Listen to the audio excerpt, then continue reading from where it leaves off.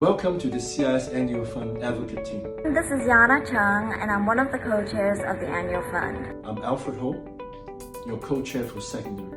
I've got two children in school. My son is at year 10 and my daughter at year 9. And this is my 10th year volunteering for the Annual Fund. This is my third year co-chairing the campaign.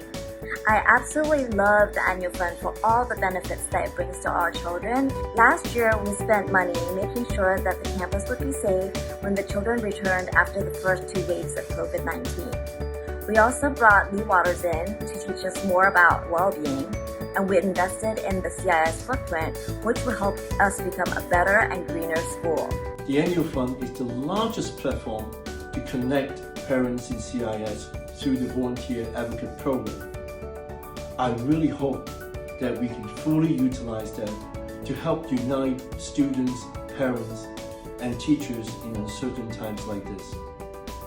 While we are truly thankful for the strong leadership of the school management, we as parents and year heads should also lead by examples to show our commitment to the community through volunteering and giving. We would love your donation and your support this year. The higher the participation rate, the stronger CIS will be.